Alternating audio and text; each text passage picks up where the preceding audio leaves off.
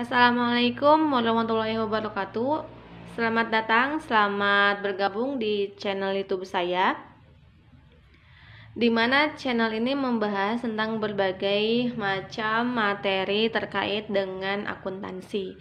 Nah, pada kesempatan kali ini materi yang akan kita bahas yaitu tentang liabilities jangka pendek, provisi, dan kontingensi.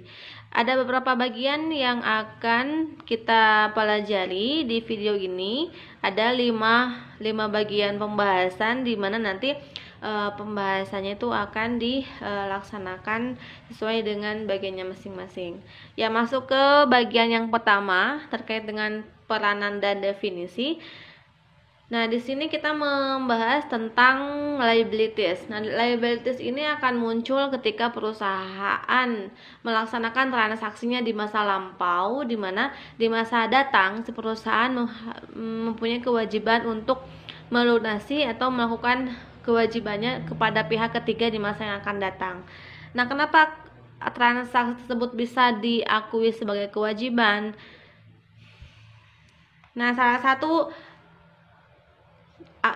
satu penyebab timbulnya kewajiban di mana perusahaan mendapatkan dana dari pihak ketiga, yang mana dana tersebut nantinya akan mendukung kegiatan operasional perusahaan. Lalu si dana tersebut akan dikembalikan oleh perusahaan di kemudian hari, sehingga di sini terjadilah dan timbullah akun liabilities bagi perusahaan. Nah, menurut kerangka dasar penyajian dan pelaporan keuangan, di sini dikatakan bahwa liabilitas adalah utang entitas masa kini yang timbul dari peristiwa masa lalu, di mana penyelesaiannya itu akan dilaksanakan nanti di kemudian hari sesuai dengan jangka waktu yang telah ditentukan. Nah, untuk jenis liabilitas sendiri itu ada 2 jenis. Yang pertama, yang termasuk ke dalam liabilitas jangka pendek, di mana untuk jangka pendek ini masa atau tenggang waktu pelunasannya dan penyelesaiannya itu kurang dari 1 tahun, sedangkan untuk liabilitas jangka panjang itu lebih dari 1 tahun. Lalu di sini ada beberapa jenis dan klasifikasi yang bisa kita lakukan pada saat penyusunan liabilitas di laporan posisi keuangan. Jika kita mengacu ke dalam berdasarkan nilai dari si transaksi liabilitas itu, maka berdasarkan nilai itu kita bisa mengklasifikasikannya menjadi dua jenis, yaitu nilai pasti dan yang kedua nilai estimasi. Nilai pasti itu seperti apa? Di sini ketika terjadi transaksi, maka angka dan nominalnya sudah pasti tertera dan tidak mungkin meleset atau tidak mungkin ditambah atau dikurangkan karena sudah pasti angkanya segitu. Contohnya apa? Contohnya hutang dagang. Contohnya PTA membeli bahan baku senilai 10 juta secara kredit. Nah, itu kan transaksi pembelian bahan baku sebesar 10 juta, itu kan nilainya pasti berapa? Dengan angka 10 juta. Nah, itu maka hutang dagang masuknya ke dalam jenis kewajiban berdasarkan nilai pasti. Lalu untuk nilai estimasi, nah nilai estimasi ini belum tentu belum pasti berapa angkanya, baru diestimasikan. Contohnya apa?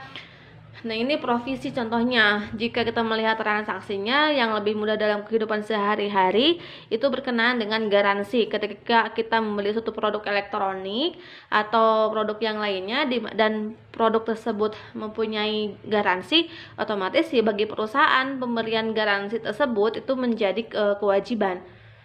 Nah, namun si perusahaan tidak bisa menentukan kapan garansi tersebut akan dilaksanakan dan berapanya, karena biaya yang dikeluarkan untuk garansi produk tersebut tergantung dengan kerusakan yang dialami oleh si konsumennya, dan kapannya juga belum bisa ditentukan karena kerusakan itu bisa saja tiba-tiba dirasakan oleh konsumen tanpa diduga-duga.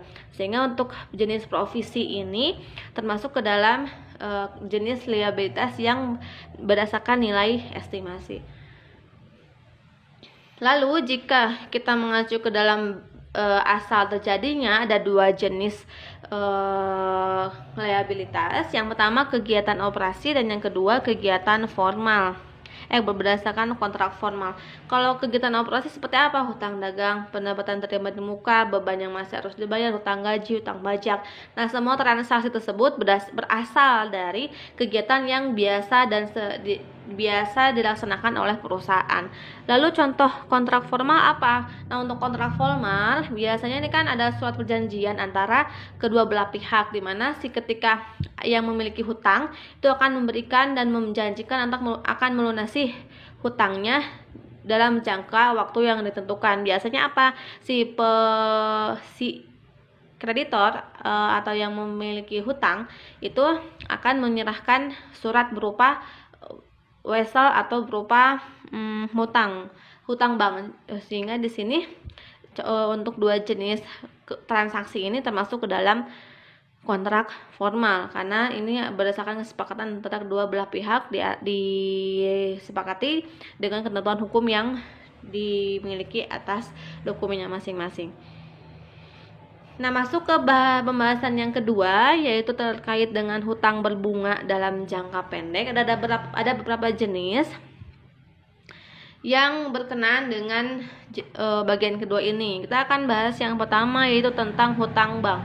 Nah, hutang bank biasanya perusahaan itu akan meminjam kepada bank jika perusahaan tersebut membutuhkan dana. Nah, selain itu, perusahaan juga dapat mendapatkan jumlah dana sesuai dengan permintaan. Namun tergantung si bank akan mengapprove-nya dengan nominal berapa. Nah, biasanya jika kita mengajukan ke bank itu ada bunga yang dibebankan kepada kita selaku peminjam. Lalu yang kedua, nah biasanya perusahaan mengajukan dana kepada bank itu jika ada kebutuhan yang mendadak dan perusahaan tidak mempunyai kas yang cukup dan perusahaan tidak mempunyai waktu untuk menawarkan saham kepada investor, sehingga salah satu langkah yang bisa diambil itu dengan mengajukan pinjaman ke bank. Lalu yang ketiga, untuk bentuk jangka pendeknya itu perusahaan bisa mengajukan dalam bentuk line of credit. Nah, ini untuk pembahasan line of credit itu akan dibahas di slide selanjutnya. Selain itu, dokumen yang digunakan ketika perusahaan mengajukan ke bank itu berupa dokumen kredit yang ditentukan oleh setiap banknya masing-masing. Nah, berdasarkan PSAK 5 di sini mengatur tentang biaya transaksi yang timbul karena instrumen keuangan dikapitalisasi, di mana jika biaya ini timbul maka si biaya tersebut bisa menambah atau bisa mengurangi nilai instrumen keuangan sesuai dengan kesepakatan dan kebijakan entitas terkait. Jadi nanti itu biaya yang ditimbulkan ketika terjadi transaksi hutang antara perusahaan dengan bank atau pihak ketiga, itu PSAK yang mengatur tentang penambahan dan pengurangan biaya ini ada di PSAK 55 tentang instrumen keuangan.